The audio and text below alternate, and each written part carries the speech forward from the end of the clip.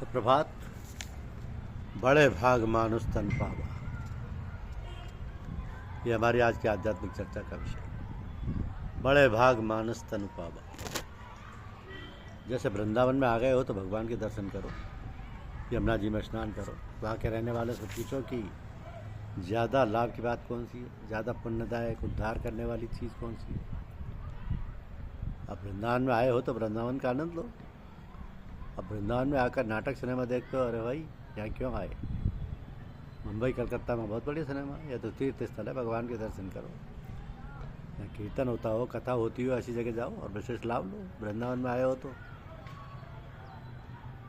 इस तरह मानव शरीर में आए हो तो विशेष लाभ ले लो। और यहाँ भी वही काम करते हो जो पशु पक्षी करते हो, वही खाना पीना, वही बाल बच्चे पैदा करना।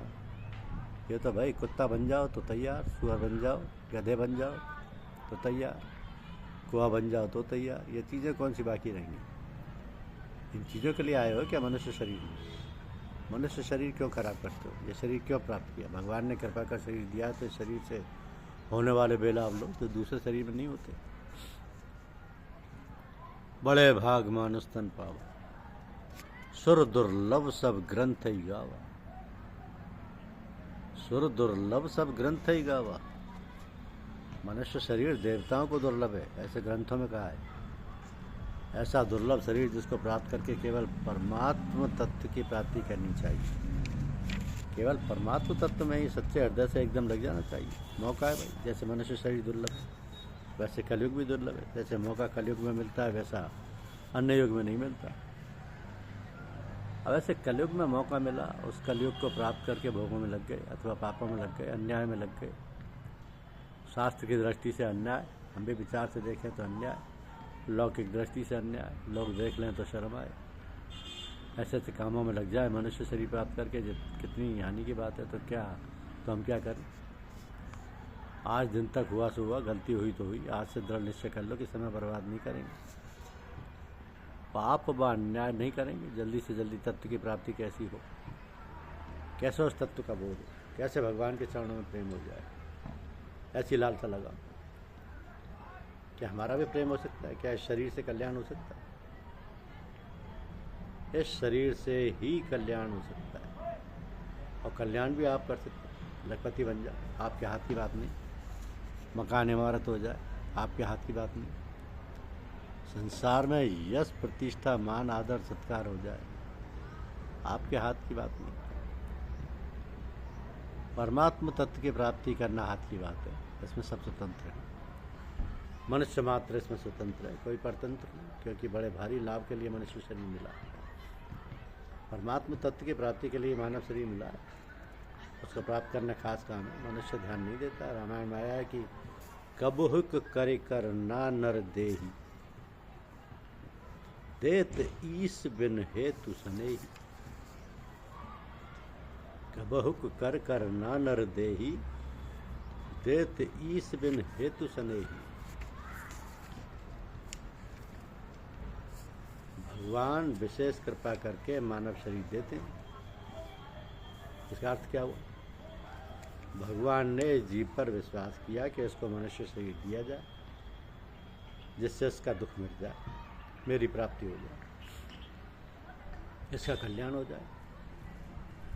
इस भावना से मानव शरीर दिया विशेष कृपा करके। जब भगवान की ये भावना है कि मेरी प्राप्ति कर ले, तो थोड़ा सा हम भी इधर ध्यान दें तो भगवान का संकल्प सच्चा होने वाला है। पर ध्यान नहीं देता मनुष्य। भगवान कृपा करके मानव शरीर दे देते हैं। इसका अर्थ यही है कि परमात्मा की प्राप्ति हो सकती है। भगवान ने विश्वास किया। यदि यहाँ आकर जीव भगवान की प्राप्ति नहीं करता है तो भगवान के साथ विश्वासघात करता है। यहाँ आकर पाप झूठ कपट करता है तो बड़ा भारी नुकसान है। निश्चय कर लो कि आज से पाप नहीं करेंगे, अन्याय नहीं करेंगे और भगवत तत्व की प्राप्ति करेंगे। जैसे व्यापारी व्यापार खोजता है, इस तरह परमात्मा तत्व की प्राप्ति के लिए खोज में लगना चाहिए। आपको कोई संत महात्मा मिल जाए, कोई भगवत प्राप्त पुरुष मिल जाए तो उनसे पूछो कि भगवान कैसे मिलेंगे। भगवान के चरणों में प्रेम कैसे हो, जीवन मुक्ति कैसे हो, इस बात की लालसा जगाओ तो सही। जही के जही पर सत्य सनेहु, सोत ही मिलई न कछु संदेहु, न कछु संदेहु।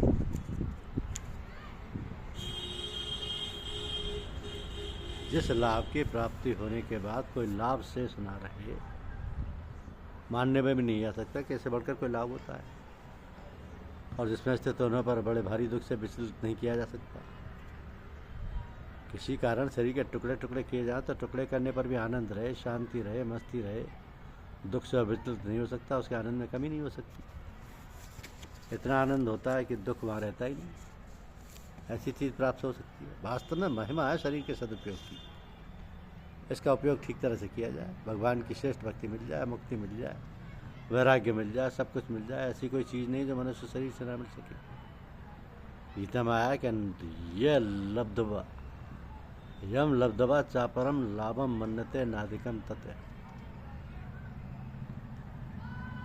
और उत्तरकांड में कहा, कुशन जी गढ़ू जी जो प्रश्न करते हैं कि सबसे उत्तम देह कौन सी है, तो कहते हैं कि मनुष्य शरीर सबसे उत्तम है, क्योंकि नर तन सम नहीं कब न दे, जीव चराचर जाचत ते।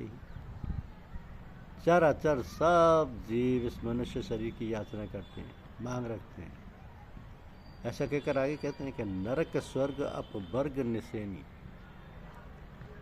ज्ञान विराग भगत शुभ दे।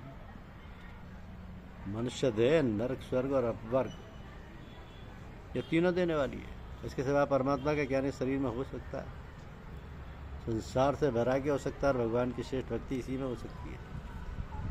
इस शरीर में 6 बातें बताई। मनुष्य शरीर एक बड़ा जंक्शन है, यहाँ से जिस चाहे जिस तरफ जा सकते हो। ऐसी मनुष्य शरीर की महिमा, इस महिमा को कहते हैं कि पहले ही नाम लिया, नरक स्वर्ग अपवर्ग निसेनी, नरकों में जा सकते हो।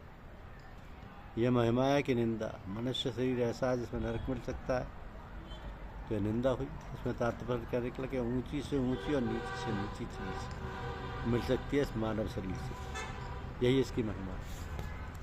धन्यवाद। यूट्यूब चैनल को लाइक और सब्सक्राइब अवश्य कीजिए। शुक्रिया।